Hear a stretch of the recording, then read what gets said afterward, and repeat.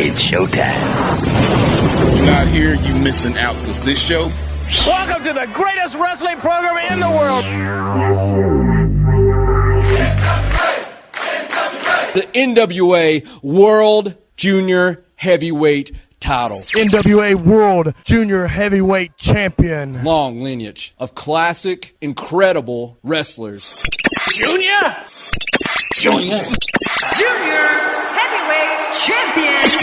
Pound for pound. A retrospective of NWA Junior Heavyweights. With your hosts, J. Cow, DKM and former World Junior Heavyweight Champion, Kevin Frazier. Hey guys, it's the Alliance guys. Thank you for being a part of this journey as we look back at the NWA World Junior Heavyweight Championship. Some people will say that's pound for pound, the best division around. With me today is DKM, super fan of the Junior Heavyweight division, as well as former NWA World Junior Heavyweight Champion, the modern day hero, Kevin Frazier. And we're here again to talk about the Junior Heavyweight division. Now, the last time we spoke, you guys remember that Craig Classic, in concert with the Sheik, forfeits the championship and walks away from the National Wrestling Alliance. Of course, he takes the belt too, but he walks away, and that gives the NWA the opportunity to have a bit of a revival. We have a tournament to crown a new NWA World's Heavyweight Champion, a tournament that includes the likes of Chase Owens, Scorpio Sky, and of course, Kevin Frazier. Kevin, you know more than anybody about this tournament. Why don't you tell us about the revival? Tell us about this opportunity to wrestle for the World's Junior Heavyweight Championship and what happened. How did this all come to play? Well, I mean, everybody that was watching NWA at that time on YouTube, which is where a lot of this stuff was going on in terms of promos, anybody that was watching and that was keeping up with what I was doing knows that I cut a promo one night in my gym all by myself, beating the crap out of a punching bag, and I told Craig Classic that that was going to be him. And, you know what's funny? I think DK, I think you're on mute, by the way. And I actually, I came up in the old school, where if a little fighting ain't a bad thing.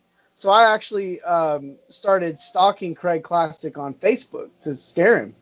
And I think I sent him a personal message that I was going to whoop him. I was going to, back then I probably used some choice language, that I was going to beat his blankety blank when I got a hold of him, that kind of stuff. And ironic, I guess he just got scared, jumped ship to Japan because he knew Kevin Douglas was going to, and that was my name back in the day, guys. If you're watching, Kevin Douglas, that I was going to come and I was going to beat the crap out of him, and I frankly was going to, just because we just got through covering the United Wrestling Network and talking about the match and Thunder Rosa. And there's a point where you just know you're the best, and you just know that nobody can hang with you. And I felt like that's where I was, and I just felt like Craig Classic was just another guy in my way. So anyways, yeah, he jumped ship, ran to Japan. They've created a tournament, and they reached out to certain wrestlers, told us that we were going to be a part of it. And, none of us knew what the heck was going on. Frankly, just being perfectly honest, we didn't know. Well, and go ahead. Let me interrupt you real quick, Kevin, just to run down this tournament, because I think it's important to talk about who was involved. So, I mentioned Chase Owens, I mentioned Scorpio Sky, of course, we're talking about Kevin Douglas, but there was also Caleb Conley, who recently was in NWA Power, now working for Impact Wrestling. There was Chris Taylor, there was Alex Payne, there was Mike Posey, and of course, a lot of people are familiar with Cash Wheeler, formerly Dash Wilder of the Revival, who's now in AEW. This was a really packed tournament, and it wasn't like these guys were slouches. This was kind of like, to me, as a spectator, as a fan, they really tried to get a very good base for this tournament, and there were talents from all over. It wasn't just the talents from Texas, or it wasn't just the talents from SoCal or from New Jersey. I mean, there's representation all across the board. You had guys who were wrestling in Georgia, guys who were wrestling Tennessee, Texas, California, New Jersey, and kind of all points in between. And I really felt like this was a solid tournament to reintroduce the junior heavyweight division after Craig Classic, like Kevin said, jump ship to Japan. DK, did you want to put anything on this? No, it's just like we were talking about in the last show with the Classic. It gone from kind of being a hero of the NWA fans to a zero of the NWA fans. 0-1. By pulling the trick he did. He was young. He was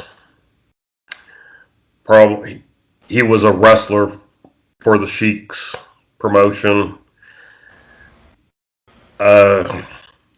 He made a stupid mistake, and Kevin would have kicked his ass anyway. So That's right. And the other thing I'd like to point out too about this tournament was this was a local member putting on a show. This was an NWA event. Mm-hmm. This was the Bob Trovich putting together this tournament. This was an NWA show. It wasn't like NWA Anarchy. It wasn't NWA Southwest. It wasn't NWA Hollywood. This was an NWA show, which really kind of shows you how important it was that the executive director of the NWA was hands-on on promoting this event. And again, we had a pretty good show with a lot of good talent, and this was in North Carolina. But I'm going to go hand it back to you, Kevin, because, again, you were there. Let's talk about this show. So they sent us out, and they called us, old school phone call kind of thing, and told us that they needed a promo from us and so on and so forth. And I guess we were putting together a video package. You can pull that promo from my YouTube channel, and I felt like that this promo was going to be part of the way they were going to gauge, who was the front runner for the championship, because at that point it all just kind of seemed like it was an even playing field, and that no one was really the favorite. Of course, I felt like I was the favorite just because I felt like I was better than everybody, and I felt like the two guys, and no offense to Dash at the time, but I felt like the two guys that were truly my main competition were Scorpio Sky and Chase Owens. I felt like the advantage that I had with Scorpio was the fact that he was he was in the title picture for the Heritage title. He was seen as not just a junior heavyweight in Hollywood. So I felt like that was an advantage. But the other advantage was what a great place to take that title and put it on television and on a high profile television spot. And, as the future would hold, it did end up on that TV spot around my waist. But that was an advantage. The other was that I knew that Chase Owens, just by his promo, just by the way he carried himself, I knew he was going to be a future champion. So I really felt like they were the guys that I had in my mind had to outdo to do that, to become champion. And so I felt like the promo was going to be an area that I could kind of separate myself, because most of these guys weren't known for cutting great promos. Scorpio Sky still to this day is really not known as a promo guy. Chase Owens was, Kevin Douglas, so not a great promo guy. So I felt like I had to kind of. They actually had someone else do his promo. Exactly, and I felt like that was a huge advantage for me. Yeah. So I set up I set up a little recording studio. I must have did 25 takes. I had I'd done TV before, so I knew how to do it, and I just gave it the best that I could, and it felt like this would be a way that I could show the National Wrestling Alliance that I was the guy that needed to be champion. I felt like it was a promo that that put me in the conversation, that it would be a promo that would help take me to the next level. And it's still to this day one of my favorite promos that I ever cut. The promo that I sent in for the thing where I'm, with the Texas flag and the U.S. flag behind me, I'm in my full, modern day hero gear. And, that was how that went. They flew us all in. No one knew what was going down. In my mind, I just had to pretend like in my head that I'm going to win no matter what. And, as the matches were going on at the show, it was match by match. You found out whether you're going over or not. You didn't get there and they go, okay, Kevin, you're going to win the title tonight. You got there, in the first match, they asked me, they said, hey, can we have you not wear the modern day hero gear out and just go out as Kevin? And I was kind of like, no, sorry, but if I'm going to go out here and lose, I'm going to go out here and look cool doing it. Let me interrupt you just for a minute because I want to give some context. Now you're living it, but DK and I were sitting here talking about it on the Alliance Guys podcast back then. I think we were calling it Talk NWA, and as we sat there and talked about it, I had DKN send me messages. He goes, you should really check out this Kevin Douglas guy. I'm like, who's Kevin Douglas? I don't really, I mean, I know who he is. He's a Southwest guy, but I don't really know who he is. I've seen him wrestle live. He's really good. I go, yeah, but I got Scorpio Sky in my backyard. I get to see Scorpio Sky wrestle all the time. I'm rooting for Scorpio Sky. And DK was like, nope, Kevin's going to win it. And I think back then Jaden was trying to push for Alex Zane, but I think that's mostly because that was the guy he could use and a guy that would be willing to wrestle for him back then. So he was available for what Jaden needed him for. But we all kind of had our own, like, who we were looking at. And to your point, I thought for sure Scorpio Sky was going to win it. And I know what you said, but I felt like his promos in Hollywood were solid. And I think he had a really good thing in Hollywood for a very long time. And I could very easily see him wearing that title in Hollywood. But, of course, that didn't happen. And of course, you did come out to Hollywood, and we had a lot of great conversations back then, had a lot of great fun, too, watching you wrestle the likes of Scorpio Sky, wrestling the likes of Johnny Yuma, wrestling against a lot of great talent in Hollywood. But before you got there, obviously, you had to win this tournament. Let's talk more about the tournament. So did we end up talking before I went out there, or was it afterwards that I started coming onto the show? I don't remember. It was before.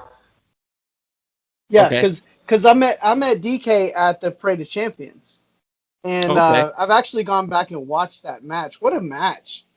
That's one of my favorite matches to actually watch myself actually wrestle. I'm not a big fan of my wrestling always, but that was a heck of a match, man. Especially about halfway through on, and but that's how me and DK hooked up, and it was right after that. The next week, I won the NWA Houston title.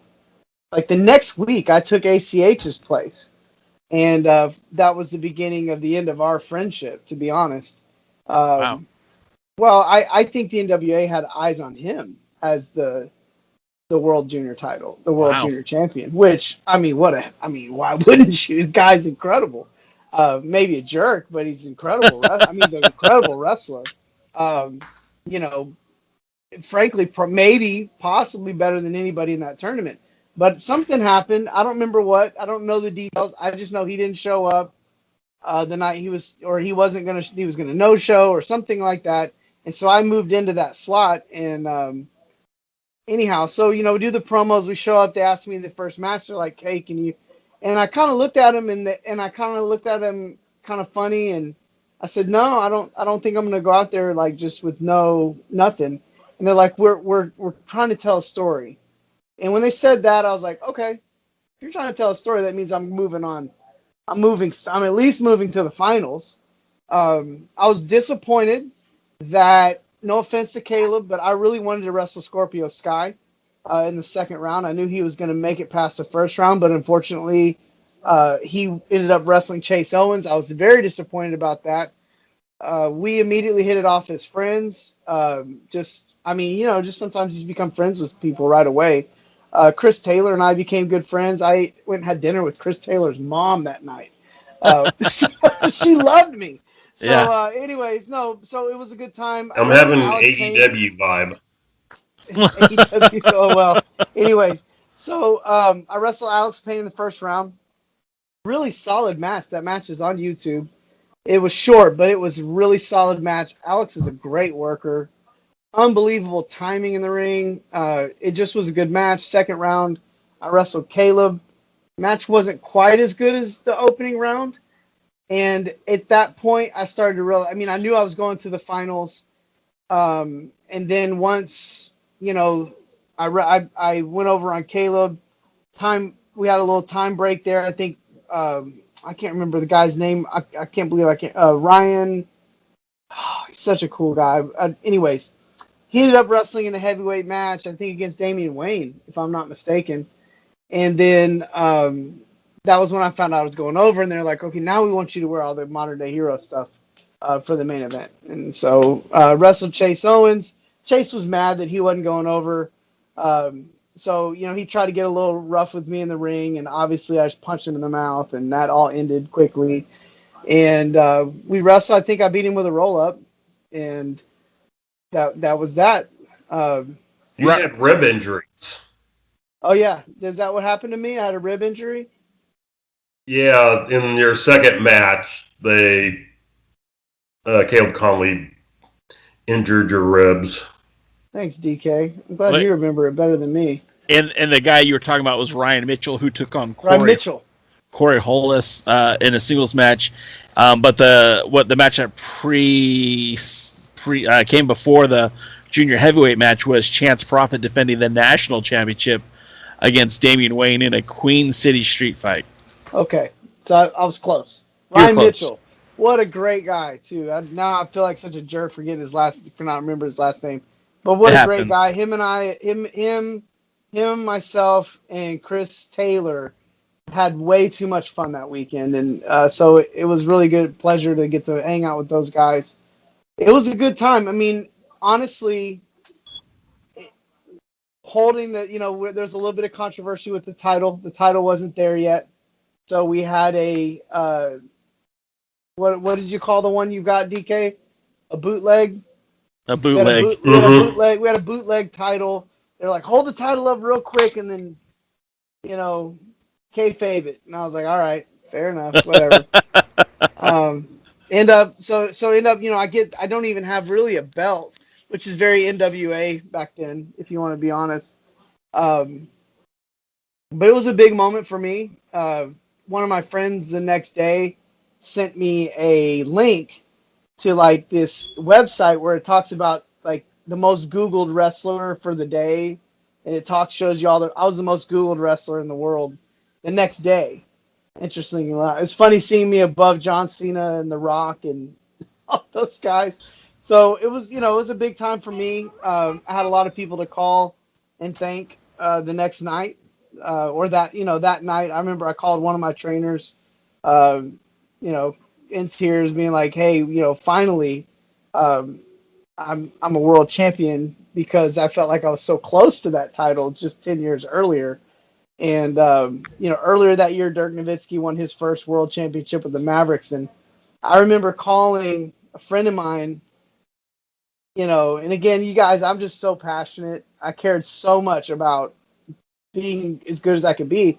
I called him crying after Dirk Nowitzki won. I'm like, am I ever going to be a world champion? I was trying to be happy for Dirk, but on the other end, I'm just mad that I'm not. And long story short, eventually, I get to hold the title, and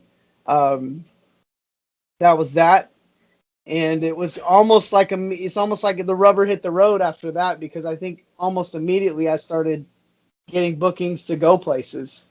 I had a kind of a low key run there in Houston or in Texas for 2 months, until my first big trip in January to Hollywood and Tennessee and all that kind of stuff. Well, and it should be pointed out that you held the title for actually more than a year, 372 days. Mm-hmm. And in that time, a year and a week. And in that time, you took that title to places that it hadn't been seen in years or ever at all. I mean, you brought the belt to NWA Hollywood like you were just about to talk about. You took the title to the Northeast and defended that title for the aforementioned Dangerous Adrenaline Wrestling Gladiators. That match ended up on TV. You were wrestling in Smoky Mountain. You're wrestling in just pretty much everywhere. And I remember there was a weekend where you were in Hollywood defending the title, and that week's programming had you actually wrestling and defending the title on TV. You were in Hollywood wrestling, and you were that same weekend you were on NWA On Fire on the East Coast, and they were televising the match with you and Sebastian Cruz. And it was like, man, you can't get away from this guy. He's literally on two coasts wrestling. He's in SoCal wrestling. I mean, it was a pretty big deal to see that title, this champion, cover so much ground in such a short amount of time. You talk about Houston, but you were really like just showing up everywhere. So here's some interesting facts just about this. So on this, I think it was not December. It had to be late November. I'd have to look up the match on YouTube because it'll give you a timeline. But I wrestled a guy named Awesome Andy. DK probably knows Awesome Andy. Let me look it up on YouTube here. So when I wrestled Awesome Andy, I tore the deltoid. There's a deltoid in my. Well, it was 8 years ago. It's not telling me the exact date that it got uploaded. Let's see if it tells you. November. So November 20th. So I guess about a week before that, I did a floor dive and I tore the deltoid in my ankle, which is like a major tendon. And I had actually broken that ankle, 10 years earlier.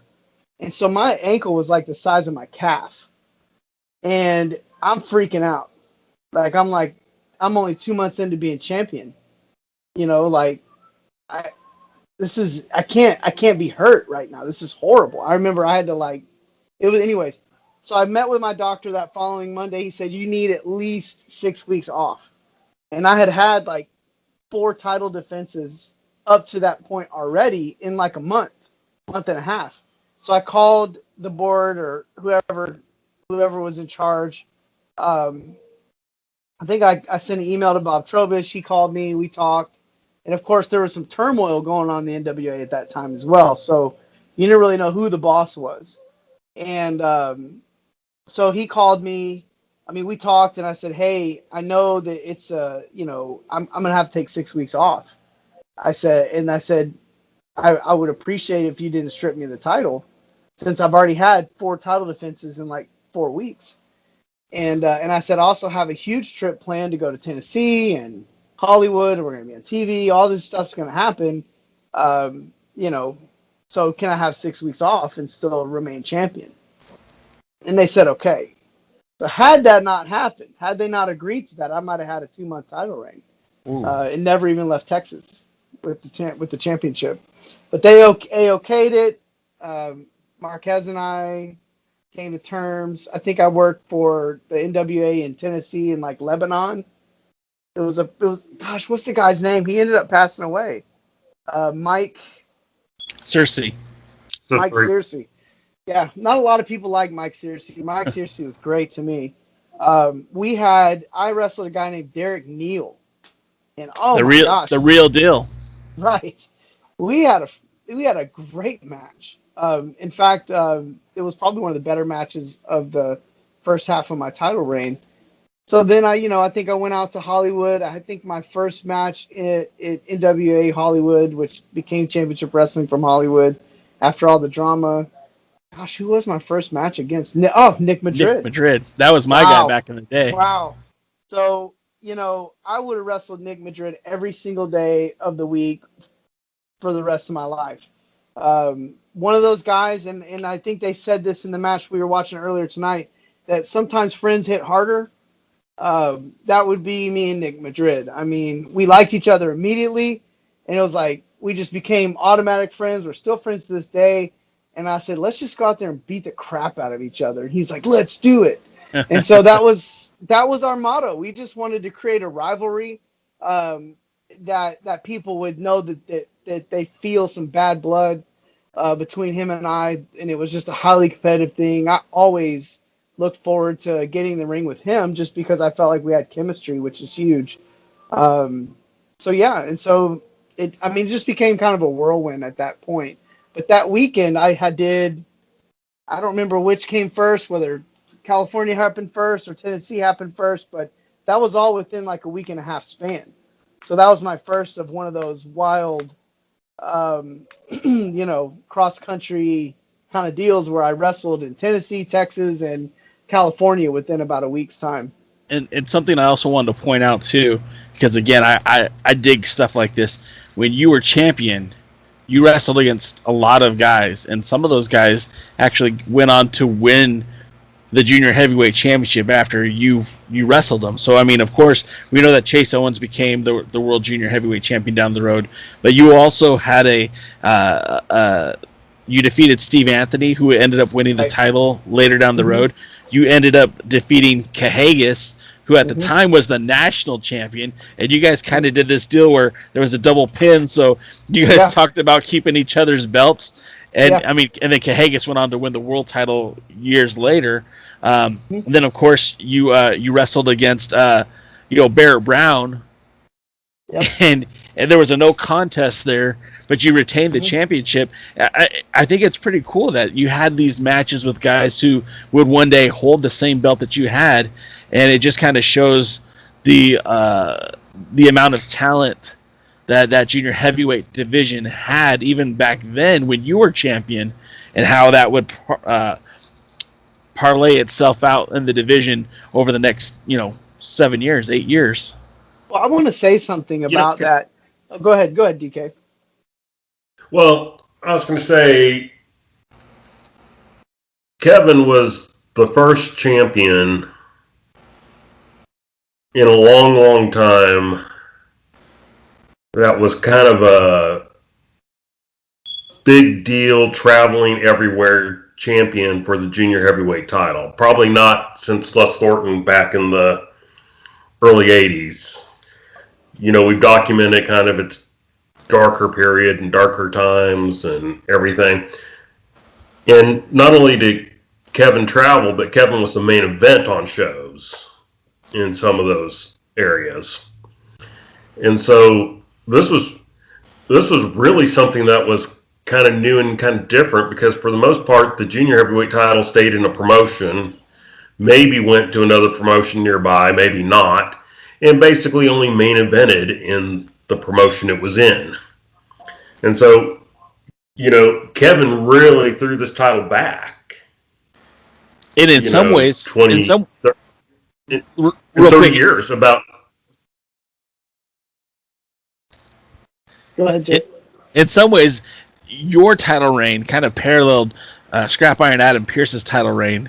And I mean, what a fitting comparison, right? Because Adam Pearce is kind of considered, of this era, maybe the most traveled champion in the entire NWA, and you were basically doing the same thing. You were in the same towns. I mean, Mountain State, Hollywood, Houston, Tennessee. I mean, that belt was traveling like it had, like what DK was just saying. Like, it hadn't been seen that way in a very long time, and it really felt like the NWA was onto something, because now you had these champions who were actually making their defenses all across the country. And it wasn't just in one territory. And as a fan, and DK, I'm sure you agree with me on this, that was so refreshing. And it really made it seem like the NWA was a much bigger deal than maybe it even really had any excuse of trying to be at that time. Because here it is, these champions who take this belt and go across the country defending against any number of opponents, and have these good matches or great matches. It was really an exciting time, that 2012 year, or 2011, when you had that title. I mean, it was a big deal. So I want to throw something in there too, and I saw, unless you're going to jump in, DK, but and again, this is not me trying to take credit. I can be a very confident guy when you let me, but I speak of this from a place of humility, but it's still the truth. how many wrestlers in Texas won world championships after I won the World Junior Heavyweight title? How many? How many world tag champions did you see? How many TV champions, national champions, world champions, all that kind of stuff? I mean, a lot of exposure came to Texas because of what happened with the World Junior Heavyweight title. And the truth is none of this was on the map. And I know that a lot of that had to do with some of the transfer over in ownership. But the other side of it is that, this was the beginning of something big.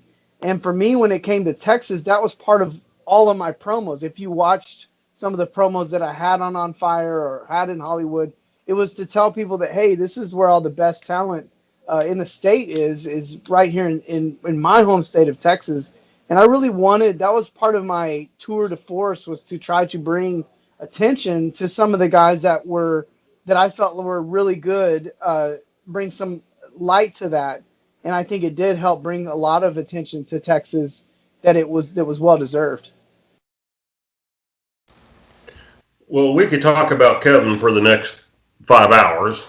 Sure. And still not get out of his first couple of months. But I want to say, not only did Kevin become that throwback that we were talking about, traveling the country, he even though he only defended in the United States, I think. Right. You never went right. to Canada, did you? No, it was close, but it didn't happen. Yeah, but it still came across as a world title feel because he was going everywhere. He was defending against everybody. And I'll go so far as to say is we never recouped that again after the title moved on. No.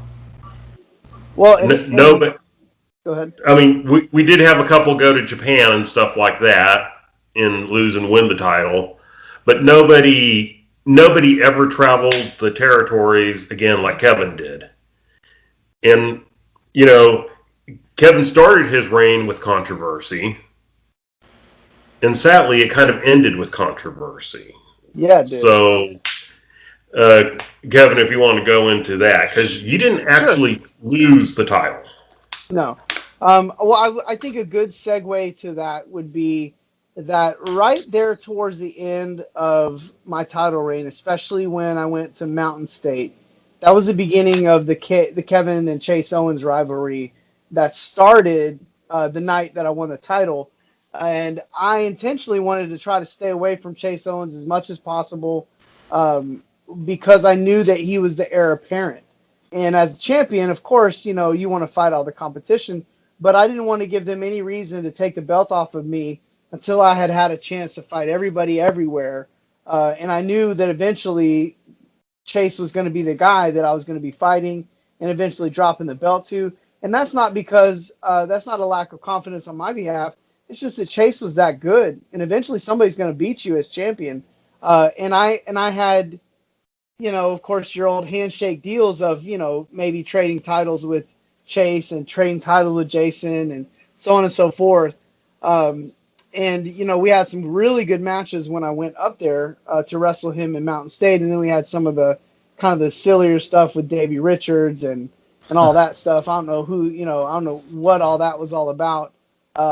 But yeah, so there at that point too, now I'm going to share a little bit of personal stuff, but again, this comes back to mine and you guys' relationship too. So I did have a drug problem, especially towards the end of my championship reign. I did end up getting into some trouble, and it just happened to be on the night before I was supposed to catch a plane to Tennessee. And so I thought, okay, I've given everything to this company. They're going to cut me some slack here and just, give me another week and I'll go to the next show. It's not a big deal. I mean, it is, but it isn't. But they decided that, time served as far as for the company meant nothing. And they went ahead and stripped me of the title. And they held a one-night tournament for Chase to win the title, which I felt like was a little rushed. I would have gladly went out to Tennessee and done the job for Chase because I really thought he was that good and deserving. And I felt like for him to be a true champion, that would have been better for him. But at the same time, I honored the National Wrestling Alliance decision to do that. People make mistakes. And, again, sometimes when you set such a high standard for yourself, when you do make a mistake, sometimes it tends to create an atmosphere of, oh my God, it's okay if everybody else in the wrestling world has a drug problem and needs help. But God forbid, this guy Kevin have one because he maybe sets a higher standard. DK was the guy that actually helped me turn the corner with that. He was one of the guys that was there for me when nobody else was. But that was the beginning of a really tough time in my life. But it also started to open up a door for me to help other wrestlers and other people that had addictions like I did. I got out of that. I'm drug free for 6 years. I don't even drink. I don't do anything. Yeah, it was a tough time for me. It did into some controversy, but at the same time, I don't mind that I went out as undefeated. I don't mind that I never had my shoulders pinned as champion. And that was the NWA's decision, not mine. That they could have I would have easily went out and done the cage match with Chase the next month, done the job. I still went out and did the job anyways. And even in that match, it was controversial. I would have put Chase over clean. But history, it is what it is. I think they got a little upset and I think they reacted a little rashly. But there it is. And I don't mean to gloss over what you just talked about because I mean sure. that honestly, thank you for your transparency about that because I wasn't really going to ask. I know that DK knew, but that's not something that I prior to this really knew what happened. Jay, to interrupt you real quick, I feel like that I know there are wrestlers out there that have problems with that sort of thing, and who knows if one of your listeners does. And my pride comes secondary to maybe giving somebody some hope in maybe a situation like that. Now, you said that that the NWA ended up giving Chase a tournament. They didn't even really do that. I mean, it was such a rush to get the belt on him that they literally did a 3-way elimination match, which again is not the best way to kick off a title reign. And to your credit and to what the NWA tried to do is, you guys did end up having that steel cage bout the following show for NWA Smoky Mountain. But at this point, like that junior heavyweight championship really didn't leave Smoky Mountain.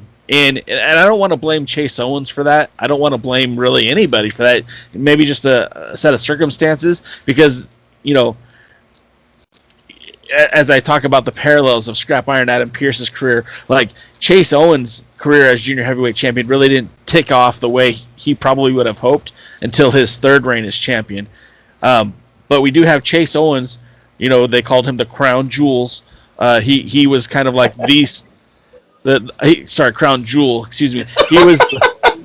I didn't mean to say jewels. It just but he was obviously he was a prodigy of the NWA Smoky Mountain. He was the star of Smoky Mountain, and that was cool. And it was good because Chase Owens, like you said, was the heir apparent. He was going to eventually become champion, and he's a great wrestler. I mean, he still is. But at this point, it was just like, he didn't really see some of that great, competition. I mean, he after defeating you, he wrestled Sigmund. He defeated Matt Connard and Zach Vincent to win the title. He wrestled Johnny Knievel. He wrestled Vince Brett. He wrestled Kevin Weatherby at NWA Saw. He had the match with Davey Richards, which was a good get for him at the time.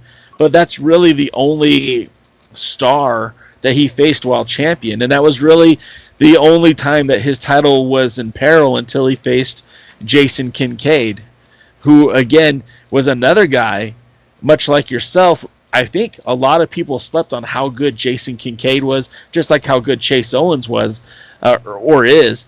People slept on Jason Kincaid. In fact, DKM could totally vouch for this story. Jaden years ago told me, that he's such a good wrestler, this Jason Kincaid, and I watched him in Mountain State Wrestling, and that was out in West Virginia. They had television, YouTube channel, and all that good stuff. And I thought, where's the appeal in this guy? I don't get it. He has a beer belly. He's got this weird looking hair. I don't get this guy. But then I watched him wrestle. I watched Jason Kincaid wrestle, and holy crap, could he wrestle? Yes, sir. And I used to mock Jaden for his love of this guy. Like, this guy is garbage. Look at him. He looks like trash. But he wrestled so good. Yeah. And everything he did had meaning in the ring. Right. And they call him the gift for a reason. Yeah. And I'm not trying to gloss over Chase Owens' reign as champion, but his first reign was mostly forgettable. I mean, again, the title didn't really leave Tennessee. And then you got this matchup with Jason Kincaid and Chase Owens. They did that at the Smoky Mountain pay-per-view. And again, it didn't look like that title was going to leave. It didn't look like it was going to leave Tennessee again until... Jason Kincaid defends the title against Tony Givens, which was kind of a weird matchup to begin with. And then this one's really puzzling. He wrestled Chris Richards, and if you guys know who Chris Richards is, he's far from a junior heavyweight, and they did it. Yeah, they did it for a title match. It was the Smoky Mountain heavyweight title versus the World Junior heavyweight title, and this is maybe one of the few bookings that Tony Givens did in Smoky Mountain that I just was like, well, this is stupid. This doesn't make any sense. But then, you didn't think him having the World Junior Heavyweight Davey Richards throw the NWA World Junior title in the trash was weird booking? Well, I mean, look, I thought that was a garbage move on Richards' part, but it was Davey. Part of the booking. Yeah, but Davey. They booked that. They brought Davey in as like the anti-NWA, and he was supposed to be this asshole character. I mean, that's what it was. So when Chase Owens finally got that babyface heat and beat Davey Richards, it was a big deal because you just pushed out the guy who was trying to put down the NWA. And I mean, for that sake, it was at least compelling that what they were trying to do. But again, that first reign was mostly forgettable. Kincaid gets the title again. Some squirrely booking in Smoky Mountain. DK, were you at the NWA Houston invasion? Did you make the trip for that one? I did make the trip for that one. So tell us about this showcase, because again, this match was a lot different, and tell us why it was different. Well, for people who kind of jumped a bit around here, Chase Owens held the title for about 300 days in his first reign. Before he lost to Jason Kincaid, they had a big storyline that they were kind of the Dusty and Flair of Smoky Mountain. They would have, they would have feuds with others and then come back with each other. They would also change face and heel, multiple times. But so as the culmination of the feud for that moment, Jason Kincaid won the title in a big, blow-off match, where everybody came in the ring and left him on the shoulders and everything like that. And then the rematch was set for the NWA Houston Invasion show. This is the show that was co-promoted with New Japan. And it was special another way. They actually retired the belt that was given to Kevin by Percy Pringle III in favor of a new belt. And so, anytime a champion's given a new belt, chances are he's going to lose it. And so they had a showcase match. It was a good match for what it was. It was a little bit, it was a little more choreographed than I personally like. But, it ended. Chase Owens regained the title. Since it didn't take place in Smoky Mountain, it almost wasn't part of their feud there. Chase Owens just regained the title, showed back up in, Smoky Mountain with it, where they said, hey, he won it back in Houston. and they, kind of went their own ways there. But Owens was yes. I have to use the restroom, guys. I'm so sorry. Give me 5 minutes. I'll be right back. Go ahead. So then I blame Jay for everything, and well, one thing that we should point out about that too is that at that show, that Houston Invasion show, I mean, it was highlighted with talent from the NWA and New Japan Pro Wrestling, and wait, girls, come here real quick. Say hi to Daddy from DKM. Hi. You got to look at the camera. Hi. Hey. Bottle out of water and a pom-pom. Okay. Well, cool. And an ice bottle. Okay. Yeah. Well, cool. All right, now you got to say goodbye. Bye-bye. Bye. That was the same card that, the main event on that was Chase Owens versus Kincaid. But we also had the street fight between Conway and Brian Wilcott. We had the Killer Elite Squad. That wasn't the main event. The main event was Conway versus Wilcott for the world title. Okay, well, I'm glad we're saying that off the camera because what I'm looking at said that it was the main event. Okay, that's fine. But then we also had, as part of the opening preliminaries, we had Carson and Mike Dell taking on Kevin Douglas and former NWA TV champion Ricky Starks. I think we need to bring that up when Kevin's back on camera so he can give his take on the Invasion event. Yeah, it was a good event. We also saw Killer Elite Squad defend the title against, I think it was Tenson and, it was supposed to be Tenson and Kojima, but it ended up being Tenson and Liger. All right, so let's just pick it up. Let's just take it up where Kevin left, and I'll cut this other part out because. What was I talking about when you left, Kevin? Jason Kincaid, Chase Owens, Houston. Chase goes back, wins. He's got the title now, and we're about to go into the biggest debauchery in NWA history. No, we're still on the Houston event. We're still on Invasion. Okay. But what you were talking, what we were leading up to is that they had exchanged the title in Smoky Mountain, and they had kind of changed roles where at first Owens was the face, and then he was becoming heel, and Kincaid was becoming the heel, and now he was the face. I think. Right. Yes. All right. And so anyway, but just getting back, they had already reversed roles by the time Kincaid first won the title. And it was kind of sad. A lot of us wanted to see Kincaid given a real run with the title, but they were still high on Owens. And, Kevin actually wrestled on the Invasion show. He teamed up with someone who's pretty familiar to the fans now. What's that kid's name again now? Ricky. He was on our show. Ricky Starks. A former TV champion, Ricky Starks. Former TV champion. So I want to make let me interject here. So at this point, your boy Kevin is about as hot as he can be because the Houston show was I'm in my mind winning the junior heavyweight title back at that show. Which would make sense. Yes. So I am not excited about being in this opening match. This is New Japan. Played my whole career. I'm hoping the next night I'm supposed to defend against Jushin Thunder Liger in San Antonio. Needless to say, I was not a happy camper at the Invasion show because somehow, somewhere, things changed because we had an agreement that, obviously you can't put these kind of agreements on paper. So I was not a happy camper at the Invasion show, for sure. So originally you were supposed to win that back because I guess I was never aware of that.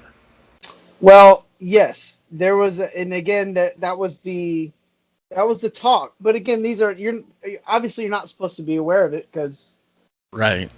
Sure. You know, it was some conversations between me and the front office, and you know, I was aware that Smoky Mountain was mad at me, but I wasn't aware that, you know, I had any issues with the company. Well, and this was under the new ownership too. That we kind of glossed over that, but at that point, that the Robert Trobich era of the NWA, with all the lawsuit that you guys, if you've watched the 7 Levels of Hate, they go into a lot of detail about the delineation of the Robert Trobich era, and this kind of ushered us into the Bruce Tharpe era, which in some positive ways brought New Japan Pro Wrestling to the NWA and vice versa.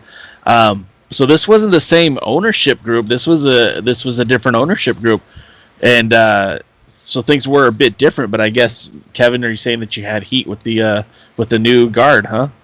I wouldn't say I had heat. I mean, that was a part that was strange, because I was really good friends with Bruce Tharpe. Yeah. We were friends. I felt like, you know, as close as friends as you can be with somebody in that world.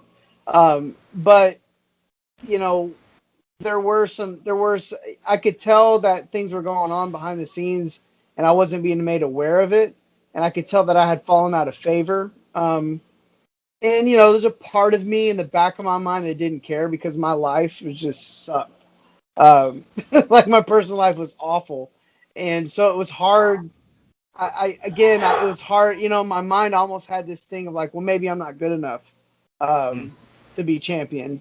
And so maybe I didn't fight hard enough or politic hard enough for it. But at the same time, that this show, and then, of course, the title change that we'll probably talk about here next, sent me off a little bit for right reasons, and probably because I wasn't in the best headspace.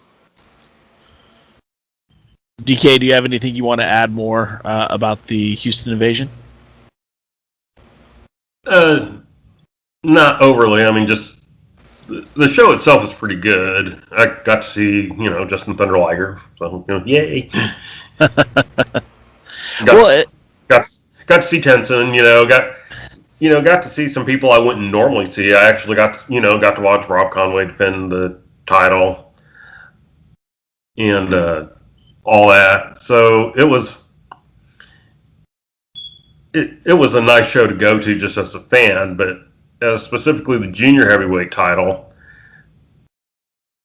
if you believe some of the stories that are out there, and, you know, Kevin has hinted at, and I don't have any reason not to believe it, part of the reason that the title didn't end up back on Kevin was because they had this plan for teacher versus student. Oy. And so just like 4 months after he regains the title, Chase Owens loses the title to Kevin Frazier's favorite wrestler in the entire world, 57-year-old Ricky Morton. Wait, how old? He was 57 at the time, I think. Oh, okay. I'm like, he just turned 64. He ain't no 57. No. At that time, he was 57. Fair enough. Or close to it, if you do the math. And then at that point, that's when Chase Owens he definitely was in the heel role. And he turned his back on Ricky Morton. The way this played out on Smoky Mountain Television, it was, you know, Morton was there to kind of help pick up his boy because Morton trained Owens. Why this became a title match, I really don't know. I know Bruce Tharpe had an affinity for some of the old timers to come back and do 60-minute Broadways, but this was not that. And this was kind of, as I'm sure Kevin will have a lot to say, Ricky Morton's time as world champion was puzzling, not only to the general audience, but to people who were writing about the NWA. Now, don't get me wrong. I know it went over like Rover and Smoky Mountain. We'll post a photo right here. You'll see the whole crowd is erupting when you have Ricky Morton on the wrestler's shoulders carrying that junior heavyweight championship, a belt maybe he should have won 20 years ago. Hell, a title he maybe should have won like maybe 10 years ago. But at this exact moment, it just didn't make a lot of sense. But Kevin, why don't you tell us your thoughts on this this championship reign for Well, Ricky Morton? unfortunately the video that I cut no longer exists. I did cut a promo.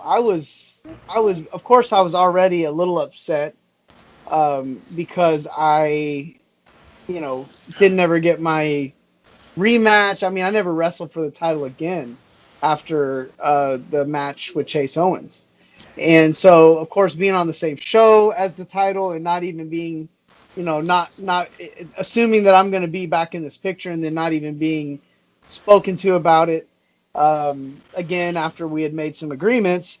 And then seeing Ricky Morton win the title, I just was like, man, everything I worked for to bring respectability. It just felt like it went from being like a real world championship to like a novelty, to like a how WWE can turn something into an absolute joke almost immediately when you see somebody work really hard for a year and then all of a sudden they get beat in 30 seconds and it makes it all feel like it didn't mean anything. That's kind of what that felt like for me. So I cut a promo and I just, kind of shot on the whole situation and ended up getting, I guess they said blackballed from the NWA, which I felt like was a little extreme to say because I ended up wrestling for the NWA again. But I ended up, getting kind of dismissed from NWA shows. And honestly, things didn't on stateside weren't doing so hot anyways for the NWA after this. And so I didn't really feel bad about it. I could kind of see that where things were going. And I knew I wasn't going to be a part of it anyways. So I just felt like, well, I'm just going to tell the truth. This is garbage.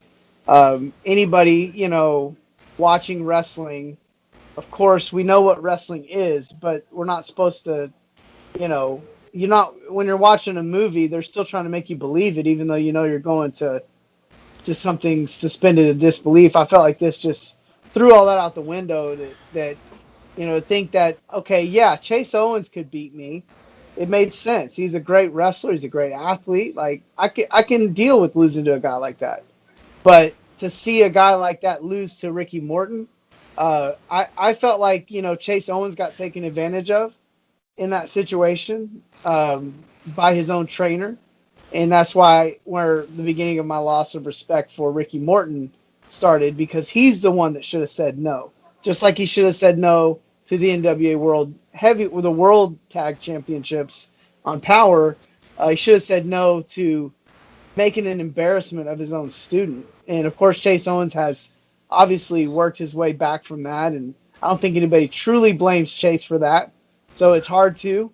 And I don't blame Chase for not liking me for speaking my mind about it. But in the end, if you look at the principle of the issue, it was an insult to wrestling.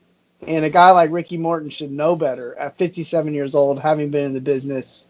Your time to be champ has passed. You had a great time. There's no reason for that kind of thing. Hey, Kevin, what's your relationship now with Chase Owens? Are you guys on good terms now? Do you guys speak, or is it still kind of? I think Chase still holds a grudge, because I think last time I went to check on his social media just to see how he was doing, I was blocked on there. Wow. So I just kind of let it go. I mean, life has its weird way of working these things out. I have no real animosity towards him. I've watched him wrestle just to see how he looks in the ring now, and like I said, he's a good worker. I mean, he was always a good worker, and I never really took anything personal about him, so I don't have any real like mad feelings about him. I always felt like when we wrestled, we gave it everything we had. We wrestled to 60-minute Broadway matches together. So usually I feel like that holds some kind of sense of mutual respect. And, maybe when Chase grows up a little bit and gets a little older, maybe he'll look back and see, maybe I should look at things from Kevin's point of view, and you might see things a little differently. Now this was the reign. Go ahead. I'm sorry, DK. Go ahead. Well, I was just going to say, I had actually brought up my own unhappiness with Ricky Morton winning the title shortly after he won it, like within the first week, to a person who was in power at that time. And the response back was, oh, just wait till you see what we have planned. Like there was, this giant plan and they were going to do something with him and everything like that.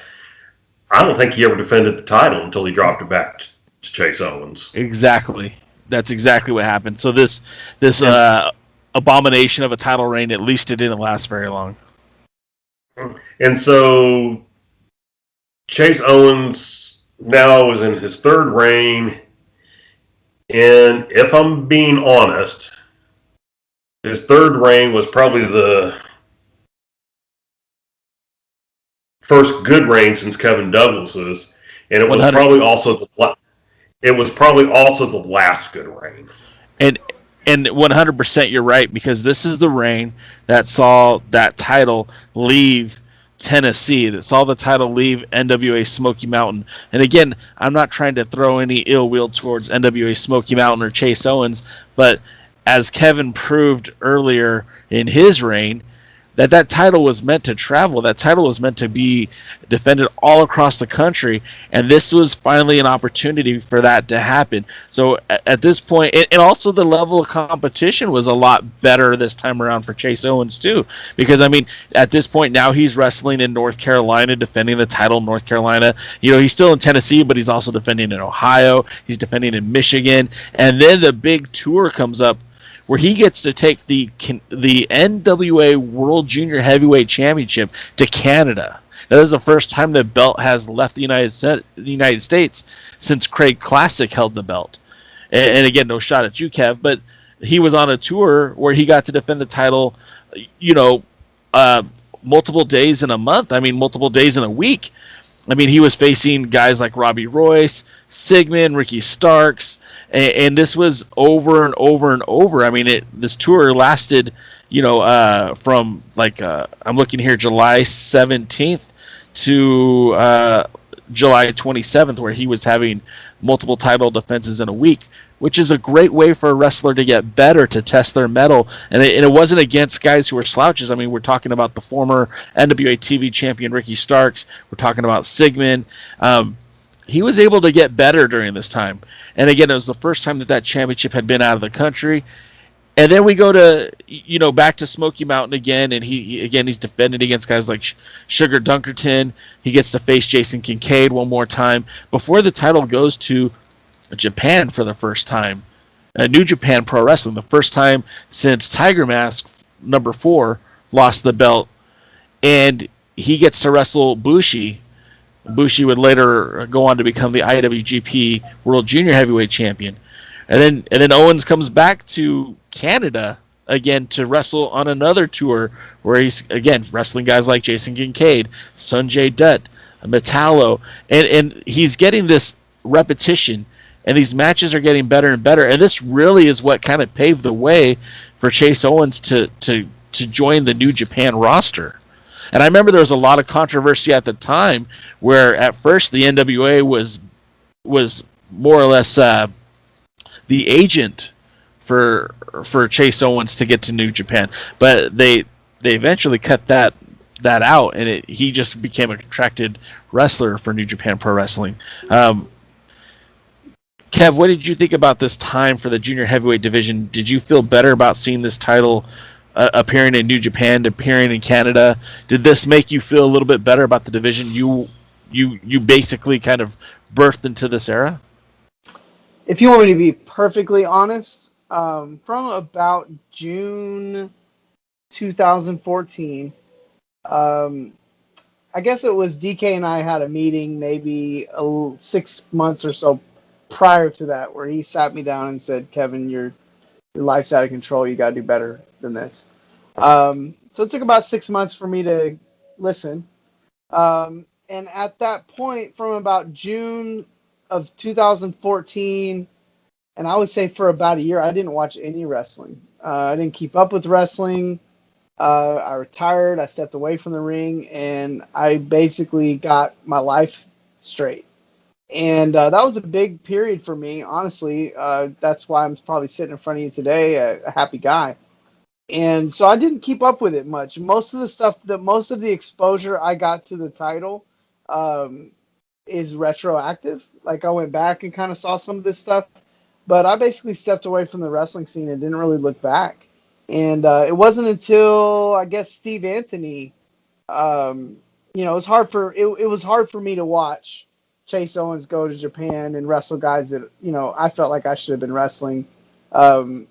Initially, but then once I just kind of let go, it just didn't bother me anymore, and I just kind of walked away. And then about a year later, I felt like I had made my peace with it, and started following some of the wrestling again, and was really happy to see my friend Steve Anthony as champion. That was basically where I kind of stepped back in and started seeing stuff. Well, then we'll go with you, DK. I mean, you and I are both from the same vantage point where fans or spectators were watching this. We're seeing our junior heavyweight champion actually, move again. What were your thoughts on this time in Owens' run? I enjoyed this time in Owens' run that he was stepping out. I'll be honest, he still wasn't as active as Kevin was, but he was getting to other territories. He was defending the title more. He was defending against more top challengers. The Canadian tours were good just in a wrestling context. They're basically like old territory runs. There were about 3 different cards, and they just ran the card one night in this town, and ran card 2 the next night in the next town, and ran card 3 in the next town, and then they started over again. And they did it for about 10 days or, 10 to 12 days. And, he did get out in Japan. He did get a successful title defense in before losing it to Liger. I wasn't necessarily happy he lost it to Liger. Again, kind of an older wrestler, but at least a legitimate junior heavyweight legend. Yeah. But now this is what starts kind of the downfall of the title again, and nothing against any of the individuals who hold the title after this point. But obviously in Japan they have different title defense philosophies. They don't defend titles real often. They're very much a special attraction when they happen. It's also common in Mexico. It was common in World Class when World Class was running. They kind of took that same philosophy. You could see the American champion wrestle several weeks, but he defended the title in Dallas-Fort Worth about every 2 or 3 months. And so we kind of got back to this high point, but now we're slowly going back downhill. Liger's older. He's not defending the title. Even Steve Anthony winning it, he's winning it because Rob Conway interferes in the match. So now we're in a different place again. Well, one more thing I want to say about Chase Owens and his run. One of the things that I thought was really cool is that he was able to defend that title in Japan, and that match was used as part of Access TV's New Japan show that they had for a brief time, where we actually got to see Chase Owens defend the NWA World Junior Heavyweight title on Access TV. And I thought that was pretty cool because, again, that was maybe the most American eyeballs that had seen that that title since Kevin Douglas was defending it in Championship Wrestling from Hollywood. So, again, it was kind of cool to see that from that perspective. And then I know that you were thinking maybe Jushin Liger was, maybe past his prime. For me, it was really exciting because it brought back continuity. I mean, it was 17 years before, if I'm doing my math right, 1997. Liger won that the junior crown, the eight. What's the word I'm looking for? Help me out, guys. That word, yeah, the J crown, octuple. Thank you, the J Crown, where he was NWA World Junior Heavyweight Champion. So it was kind of neat for me, as somebody who, we talked about that before, how important that J Crown was, and how cool it was to see the great Sasuke show up on Nitro holding 8 belts, or Ultimo Dragon holding those 8 titles. And then, like, now we've got Jushin Liger, who was a part of that time in the history, and now he's holding that junior heavyweight championship again. I liked it. I thought it was cool, and then even while he was champion, we kind of got some more of that throwback, because 9 years before, Tiger Mask number 4 held that belt, and he had a shot to challenge Liger for the title. So to me, it was kind of a cool era.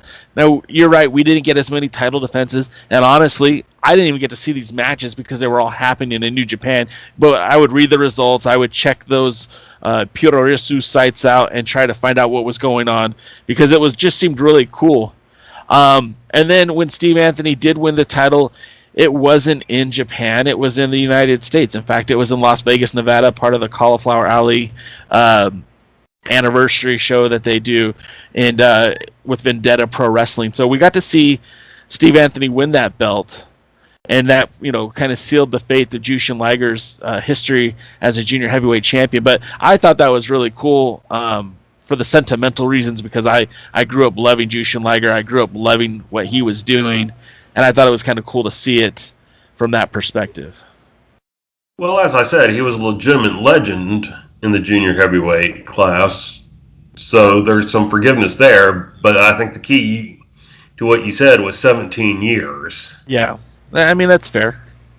Yeah, I mean, and, he won it the first time in his prime, although he wasn't, let's face it, the J Crown was made up whatever titles people were willing to donate into it. So, yeah, sure, legend. He wasn't a top, guy. So what happened after this? Like, how did it play out with Steve Anthony winning from Tiger Mask? I look on here and I see Steve Anthony, John Saxon. Obviously, these guys are friends. How did this all play out from Tiger Mask to Steve Anthony to what looks like back to obscurity a little bit? Well, I mean, that's exactly what happened. Obscurity. Go ahead. One little thing here. Anthony lost to Tiger Mask 4. Yep. And an interesting thing happened in between the time after he lost the title. The NWA and New Japan fell out. Yep. And so the NWA wasn't going to bring Tiger Mask in to drop the title. So they finally worked out an agreement to send Steve Anthony, and New Japan was willing to let him win the title back in Japan. But we almost ended up with a vacant title again.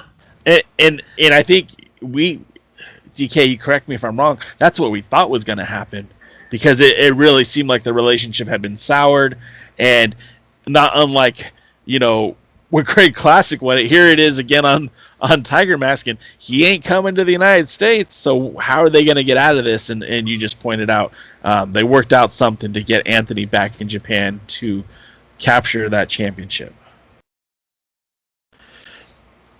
But once you get to Anthony... Go ahead. Well, go ahead, DK. Once you get to Anthony and John Saxton and Eric Andrews and Mr. USA, it's kind of back to its being a promotional title. Right. It might travel here or there outside its base promotion, but that's primarily to just a one-off thing. John Saxon actually won it at an event that was promoted by a new promotion in Florida that, if I remember correctly, he may have even been a part of. Yeah. And so he kept the title for a rather long time, over 270 days. Didn't do a whole lot with it. Made some title defenses here and there. Didn't defend it regularly. Didn't defend it in a bunch of different places. a lot of people were excited when Eric Andrews won it, but he actually held it a very short time. I was one of those guys because Eric Andrews, again, Kevin brought up Derek Neal, but Eric Andrews and Derek Neal were both trained by Tasha Simone. Great talents, and I think very underutilized. It was really exciting to see Eric Andrews get this opportunity. And again, when we start thinking like, okay, now the NWA is getting the ball rolling again, they're putting it on a guy like Eric Andrews, who you think, okay, well, at the very least, that title is going to be defended all over Tennessee. We're going to see it show up in Texas. And then that was, again, a false start. That didn't happen either. Yeah, it was just 41 days that he held the title before he lost it to Mr. USA, who, quite frankly, nobody really knew who he was. Who's Mr. USA? I still don't know. I don't even know who it was under the mask. He had been he was part of the Matt Riviera's group. Promotion? No, he was actually part of a Tennessee group. He was the Southern heavyweight champion at one time. And he was somebody. It was during either John Saxon's reign or Eric Andrews' reign that, and I think it was John Saxon, that the bootleg belt was made. So I don't know if you guys can see it or not, but blurry. There you go. Ish. There it is. You go. Okay. So anyway. There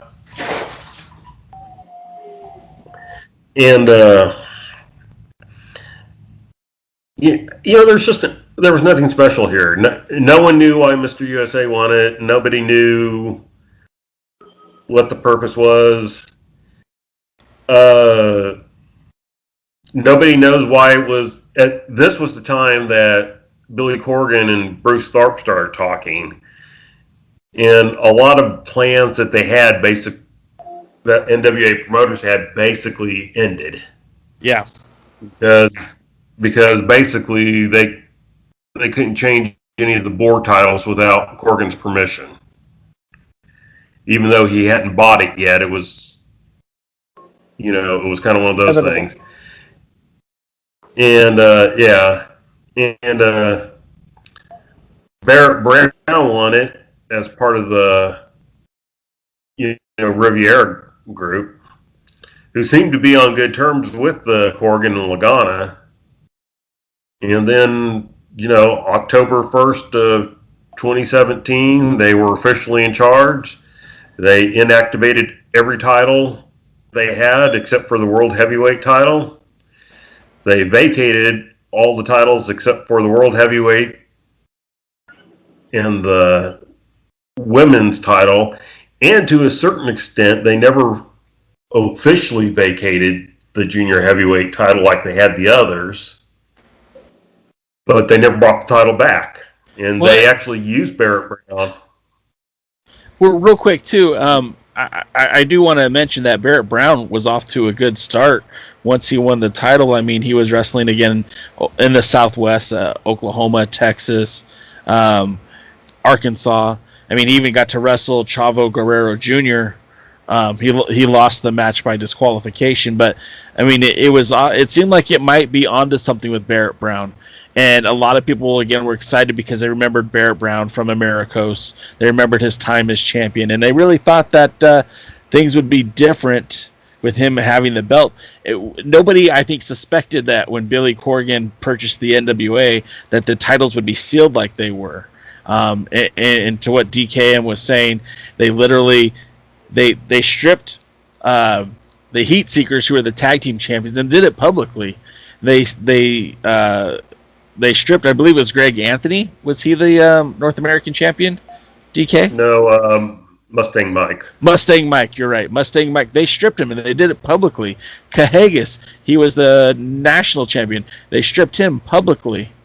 And they did not publicly strip Jazz, who was the NWA Women's Champion, and they did not strip publicly Barrett Brown. They just sealed the title. So for all intents and purposes, Barrett Brown is still the NWA World Junior Heavyweight Champion. At least he's the last man whose name is on that belt, on that lineage. And I don't know, throughout the course of us talking about this pound for pound, the junior heavyweight division, it's kind of sad to me that that division got sealed when the NWA reintroduced the national title. The NWA introduced the TV championship. I just feel like there's a market that's so underserved with this junior heavyweight division. Kevin, I mean, what are your thoughts on a title that you held for over a year? How does it feel now to see that belt has just, it doesn't, it's not existing in this time and place? Honestly, I feel like championships don't make a champion. I feel like you as a champion have to decide how you're going to be as a champion. So I think the belt itself isn't indicative, like isn't going to make anybody. But I do think it does give a certain signification that you're the best at what you do. It's a symbol of that. So I think with what you're seeing with the United Wrestling Network, I think the more NWA gets on television time, the more TV they have out there, the more coverage they get, the more matches they have. I think looking at guys like we saw in the opening match of the United Wrestling Network, Kevin Martinson and Danny Limelight. Johnny Limelight. Right. Kevin merged them into one person. Right. But you look at a guy like him, and what a great candidate. And who is he going to be wrestling in New Japan? He actually, he just, that match I think happened just this weekend. So right. These are opportunities. I think that as the division itself kind of makes itself known within the right organizations, has the exposure, the NWA is going to need a title for something like this, and they have one. And I think when they have more time, when they have more television space, I think the opportunity, they'll see the opportunity. And just what I'm hoping is that, Barrett's the guy that they choose to go forward with it, even if it's going to be for a short period of time, because I feel like he has earned the right to have some good quality matches in that division with a guy like Danny Limelight. And to what DKM was saying, I mean, they even used Barrett Brown at the 70th anniversary show, right? Right, DK? Mm-hmm. Yep. They did, but I don't even think that it was brought up that he was a champion or he had been a champion or, whatever. It's like they used him, and I know Dave Lagana was kind of anti-titles to an extent. Belt talk. Yeah, I think if Lagana had 100% say at the time, there probably wouldn't be a TV title. And there probably should have to the matting. But the sad thing is the NWA is somebody who could actually be serviced with a junior heavyweight title. You look at some of those promotions out there, ROH, NXT, and stuff like that. A lot of their heavyweight champions are 200 pounds. Right. And so you kind of see, that they have the cruiserweight title, but the cruiserweight title is almost, I think the guy that holds the cruiserweight title is bigger than the guy that holds the NXT title. In that, Finn Balor, stuff like that, I haven't seen them right next to each other. But, Finn Balor's only about 190 pounds. And that's what they claim. So who knows what he really is. But, we talked about, especially having watched, these primetime lives, we see the NWA and United Wrestling Network, together. They got big guys out there. They got wrestlers like I remember back when I was growing up and watching. And we made the comment, even their junior heavyweights are, bigger guys. And so I think it's a division that could be well serviced by the NWA, because Nick Aldis, 250 pounds. Eli Drake. I'm not sure, but he certainly well over 245, I would assume. Yeah.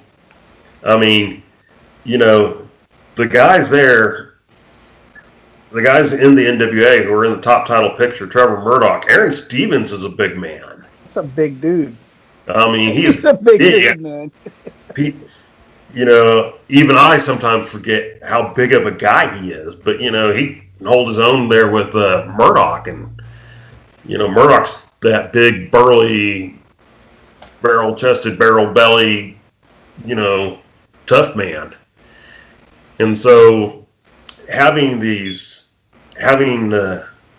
junior heavyweights, between about 180 and 200 pounds to go in there and,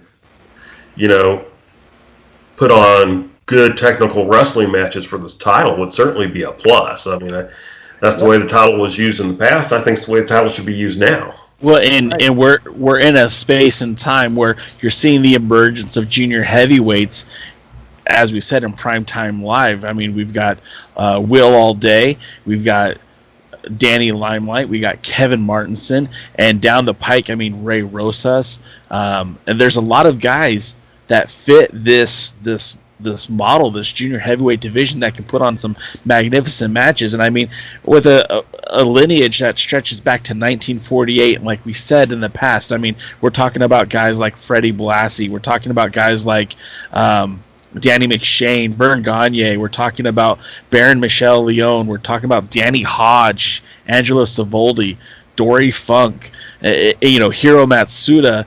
We're talking about guys, right, like Nelson Royal, or in the 90s when you had the Super J Crown with guys like the great Sasuke and Ultimo Dragon.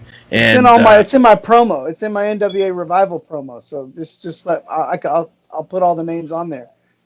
And I mean, and that takes us to this very moment, space, and time where Barrett Brown should be defending that title on New Japan Strong, should be representing the NWA with the New Japan LA Dojo, and I think as this love letter to the junior heavyweight division of the National Wrestling Alliance, what we're asking for those of you guys who are watching this right now to, if you would like to see the Junior Heavyweight Championship return to the NWA, respectfully tweet that, respectfully share that on your Facebook pages, respectfully share that on your Instagram pages, because of course the National Wrestling Alliance, the oldest sanctioning body in professional wrestling in the United States, the history, the lineage, the tradition, the respect, the junior heavyweight title is very much deserves to be recognized as such. It deserves to be recognized, deserves to be showcased, and deserves to be defended.